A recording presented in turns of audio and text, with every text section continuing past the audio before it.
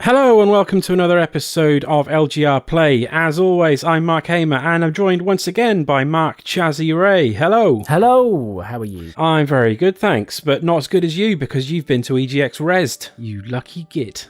Yeah, no, it was good fun, good fun. It's highly recommended. Yeah, I've been to the Big Brother, Eurogamer or EGX or whatever, at the NEC in Birmingham once. And yeah, I had a really good time. It was, it was good time to meet up with friends, go and see some cool video games and stuff like that. But I wasn't that interested in almost all of the AAA games that were there, but was transfixed by the Rezzed section, all the really cool indie games, and like the really left field indie games as well. I think that's what they call it. This is the left field area, isn't it? Yeah. And so I've wanted to go to Rezzed ever since. I think I probably will next year. Yeah. But this year, what did you see? Well, what didn't I see? I think it's a really weird experience for me, only because, like you say, I'm used to going to sort of EGX proper, and it being all singing, all dancing, light shows and constant blaring music. And this was in a lovely little sort of sedate, I don't know, sort of warehouse in Wapping. Yeah. Split over 2 floors, but you had natural daylight. It's weird. You're not sort of hemmed into a kind of convention centre where it's all dark and gloomy. Yeah. It was weird playing games and being able to see the sun. Yeah. Which is not normal for gamers. But yeah, no, it was absolutely lovely because there's this. Whereas with EGX, there's this always an air that sort of it's go, get to the next booth, get to the next thing, go and see this, queue up for 20. Oh, I've got to queue up for 45 minutes for this, queue up for 20 minutes for that. This was a far more sedate, pleasant sort of affair where you could just sort of rock up to a game and maybe there's a couple of people huddled around it. Admittedly, people are probably sitting there for a little bit too long, probably getting a couple of goes round before they jump off, but no one's really giving them any pressure, and you get to sort of just stand there and then one person steps off, next person steps on, and you get your go. And it was just lovely to see that kind of there's not that sort of jostling, there's no elbows going on. Yeah, that was the thing I noticed, the difference between like the big AAA games and the Rezzed section at EGX was like, the AAA section is like queue up for ages to play a game that you're interested in, or in one occasion at my point, queue up for 45 minutes to do a special challenge in a video game I'd already been playing for 6 months, which was Hitman. Just because there was this competition and I was determined to beat it. And you kind of got like shepherded in, get your allotted playtime, and then shoved out the door by some poor kid who works for, who's either works for the PR agency or is temping for the PR agency or whatever. And then like wandering over to the Rezzed section and sitting down and playing like a lovely little RTS game about running a political campaign in a world full of animal people, which is this game called Political Animals I played a few years ago, and and then realising that the guy that's like talking you through how to navigate the menus and everything is the guy that makes the game.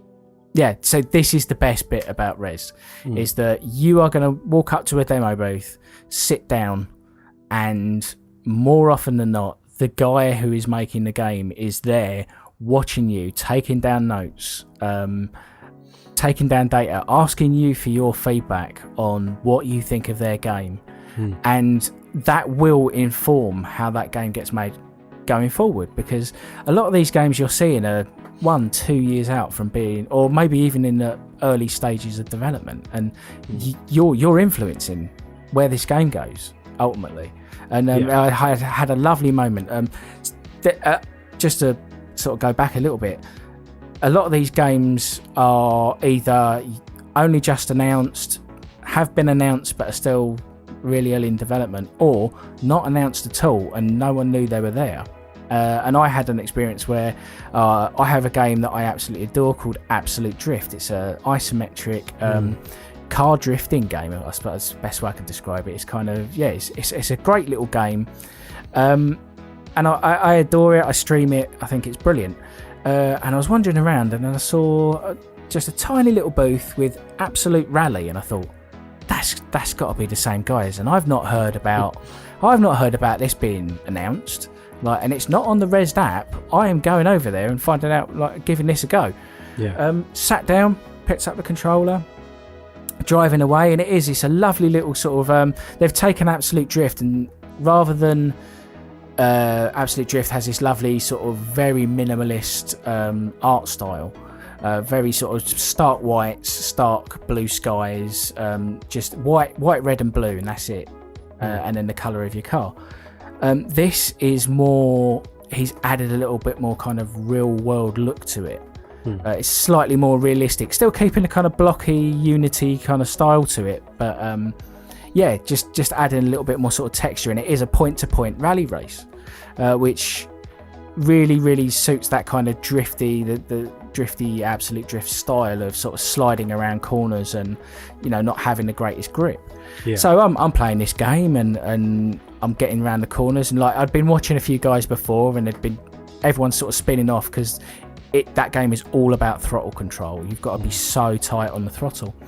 So I got all the way through and got a reasonably decent time, nothing great. And then sort of look round, and there's this skinny little guy with long hair and a big sort of puffer jacket like Marty McFly. And he's like, "Oh, you're really good at this game." I was like, "Oh, thank you very much." And he's like, "Oh, I made it." And it's like, wow.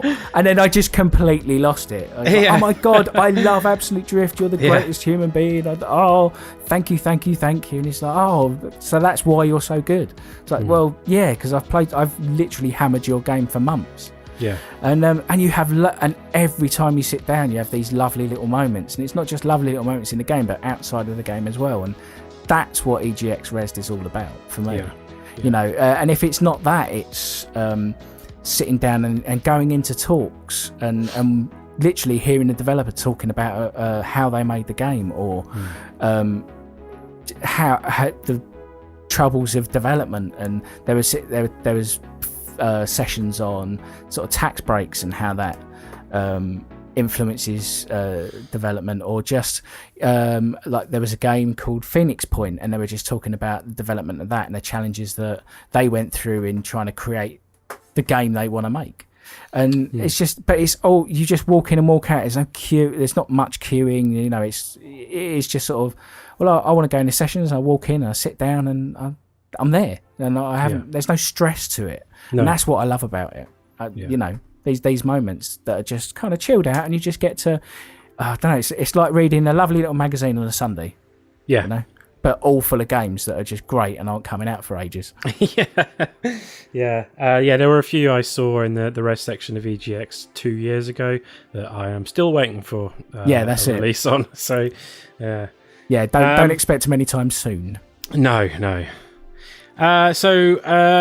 There were some specific games that you played that seemed quite interesting. So now I've just said that it's full of tiny little indie developers and, you know, these wonderful boutique little experiences. The first game I want to talk about is Onrush, which is made by Codemasters. Right. This is an interesting one. This is one I've been keeping an eye on for a while, because it's the refugees from the exodus from Evolution Studios. The Drive Club people. Yeah, well, Drive Club. I loved that game for all of its foibles. I loved it, and I thought it was it was a bad rap what happened to absolutely. And it was good of Codemasters to be like, well, come and work for us. And then make a game, and they've made something kind of interesting. It's not just interesting, they've made something that is incredibly fun. Essentially, this game is, to really boil it down, is MotorStorm meets SSX, with a little bit of Overwatch kind of thrown in as well. So what you have basically is kind of best way to go. It's like almost like smugglers' vehicles. So you have much like MotorStorm. You have a motorbike, you have a big heavy truck, you have like kind of dune buggies. And the idea is that you've got to go do laps of an outdoor course. But there's no start line, there's no finish start line, no finish there's line, no positions. No, this game is all about time, and you're playing in two teams. So you have the orange team and the blue team. And the idea is that your team has to go through the same gates, and there are multiple gates on it. You don't have to take, it's not just one set of gates and you've all got to go through them. There's maybe say 3 or 4 gates on the course at any one point. So your team has to go through the same gates. If enough of you go through the gates at the same time, you build up more and more, you claw back a bit more time. So it's all about teamwork, and it's all about trying to stick together. But and there's also burnout into this game, because it's all about taking out the other team, setting them back, like you would do in Overwatch, where you're trying to take the other team out, put them back into the lobby room. And so you can build on, you can use that time effectively to kind of push forward. You're doing the same sort of thing in this, where you're trying to lobby as many players as you can by taking them out or making them crash, so you can get through more and more and more gates to rack up more and more time on your side. And it is literally just a tug of war of time. There's a little bit of Titanfall and Titanfall 2 in there, where they throw in sort of minion cars that are going around the track at the same time, which you can get extra points from and get extra boost and time from those. Like I say, you're tricking off of stuff, you're jumping off of stuff, you're trying to go through gates, you're trying to take people out, you're trying to work as a team. There's 3 rounds that you're playing through, and they're concurrent, so you never actually drop out to a menu. No. You just go straight into the next game. So you finish the first game, you won, you lost, right, straight into the next one. Yeah. And on the same track, it's just on the same like track. A few seconds break, and then it's like boom, round 2, go. Bang you in, and that's it. And it's best of 3. Yeah. And you're on this massive adrenaline-filled ride for 20 minutes, and it just feels amazing. The mechanics, how the weight of the cars and the bikes feel, is spot on for that type of game, and it really, really is a bit of a sleeper hit. I think it's like Forza Horizon has done for sort of driving games, where it's kind of made them a bit more acceptable for people to play, and a bit more inviting to play. But more fun. Less po-faced. Yeah. Like Burnout Paradise was for driving games. Yeah. I feel like this will step into not quite Burnout Paradise League, but very close to it, because it's doing that. It's banking on that sort of PUBG battle royale stuff as well. Yeah, because it's such a novel thing. Like some of the other game modes I've seen in videos, there's one where the 2 teams everyone starts out on bikes, and then when you get taken out, the other team gains a point, but you will respawn in a bigger, heavier vehicle, which you can then use to guard the other bikes or take out other players. But when you take them out, they'll come back in a bigger, heavier vehicle. There's a couple of other modes, but the one in particular I really like the look of was the sort of this like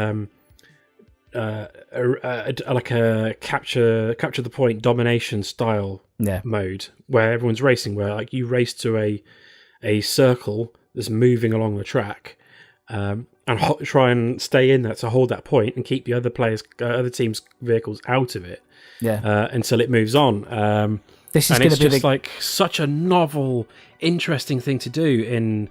I keep wanting to say racing game, but it's not a racing game, because you're not racing really. You're just driving really fast whilst taking out other cars. It's like Burnout 3 wasn't a racing game; it was a taking out cars game, and this is very similar.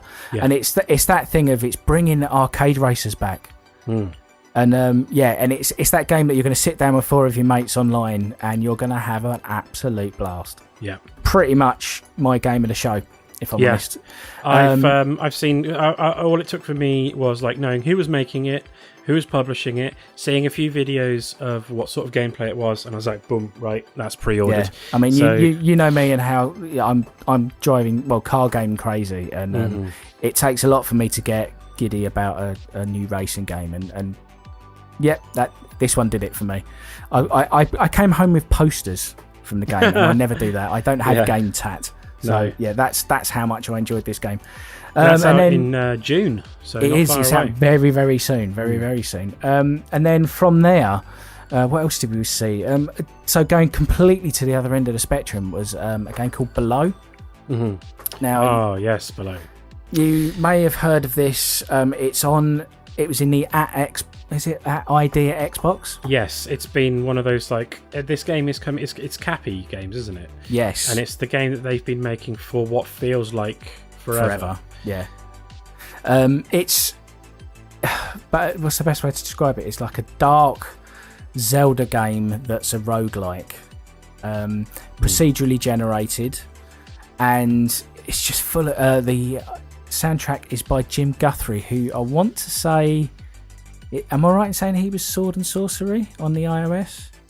Jim Guthrie did, he's done the music for quite a lot of video games. He did smaller titles. Yeah, and also did the music for like Indie Game the Movie and yeah, like he's very very haunting but also beautiful at the same time, and that's what that describes this game perfectly. From what I played, it was a terrible place to play it because you've got people running about and there's lots of noise and bluster going on, and you've got this lovely sort of quiet, moody, atmospheric, dark game.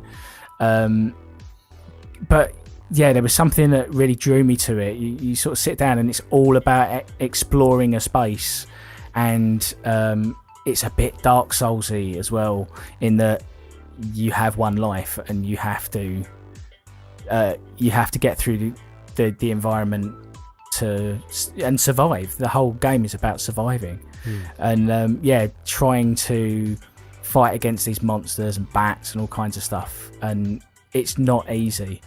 It doesn't hold your hand. It doesn't, it doesn't give you an easy ride. Everything's out to get you, and you've just got the one life, and then once that's over, that's your game, and you're back into another procedurally generated level. And there's something about the way it looks, the way it sounds, like you say, that kind of naivety that in your exploration that puts you on edge. And it's very very interesting and beautiful, and it's a game those kind of games that I always get drawn to. So that's definitely one to look out for, I think. I had a little look. It was first announced in like E3 2013, so it's been in development for quite a while. I think at the moment it's still only confirmed for PC or Microsoft Windows specifically, and Xbox, but I'm sure I heard something about how it might be coming to other platforms as well. But it'd be nice to actually finally get to play that game. Because it looks great, and Cappy have got quite a pedigree. A massive pedigree. Yeah. So coming from there was I went over to a game called Phoenix Point, and what drew me to this was the big sign that said from the people that made XCOM. Now, I couldn't tell you which people that made XCOM, or whether it was the original XCOM or XCOM Enemy Unknown. But after playing the game and spending a bit of time with it, I would imagine that it's probably the people who made, or someone in the team that made it Enemy Unknown, because this looked to me like basically Gears of War meets XCOM. It was absolutely beautiful. It had lots of bells and whistles. I didn't know what I was doing, if I'm perfectly honest with you. But it was just stunningly beautiful. I love an XCOM game. I love a strategy game. Again, not the greatest at those kind of games, but it was one of those games where you go, I can see this being absolutely massive. And with a fair wind, this could be a bit of a sleeper hit. Well, it's all of a sudden it seems that there's just this market for that sort of like cover-based, turn-based combat sort of game. Combat strategy, combat strategy sort of thing. It's like XCOM Enemy Unknown came out of nowhere and it was like, it's really good, and lots of people really like it, and actually sold really well. And then XCOM 2 came out, and it was even better. And then Ubisoft and Nintendo teamed up to make their own sort of take on it, and that sold really well and was really good. And from the footage you've seen of this game, it's got enough of it's definitely wearing its XCOM influences on its sleeve, but there's enough of a variation. From what I've seen from XCOM to make it to have something different in that sort of area. Really expand on that idea.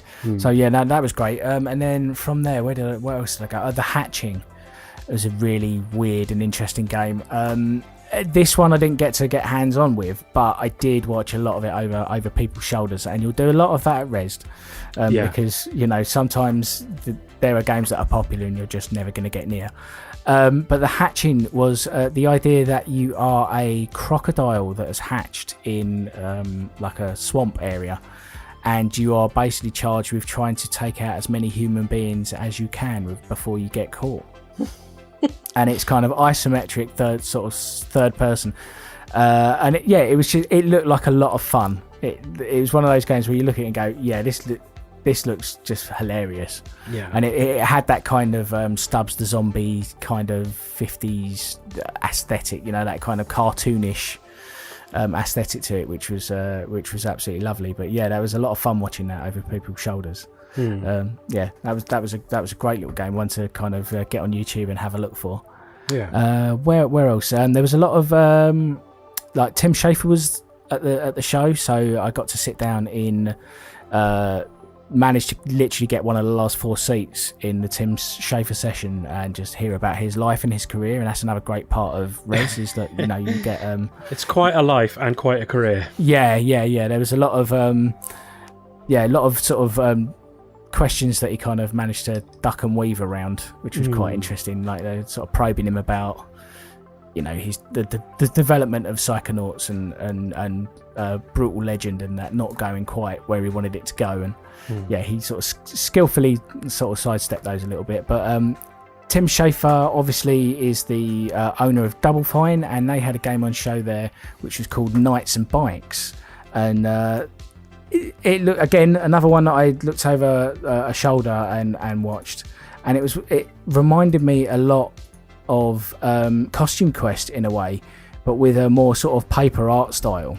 And it just looked, as with all Double Fine games, absolutely insanely charming and beautiful. And if it kind of scratches that itch that Costume Quest had, then this is going to be a bit of a essential purchase for me, because Double Fine really can't put a foot wrong with me, as it throughout the years they've sort of proved themselves to me quite a bit. So it's an absolutely beautiful game and looks like it's full of charm and fun. So yeah. And then there was a lot of experimental games at Rezzed as well. There was a lot of kind of like weird control systems. There was a game that was being played on essentially a DJ mixing deck. So you had like the game. It looked like Scalextric. So you had a track running up the screen with a car on it, and then you turned the gain up and down, and that would move the car left and right. And then there was like faders that would do throttle, and just kind of mad control system. Big red buttons for like turbo boosts, and like arcadey buttons. And then there was another game, I want to say it was like Stereopolis, and that was what can I describe as a Perspex disc mounted on a piece of wood, and then they were projecting the game onto this Perspex disc, but in such a way that it was creating a tunnel effect.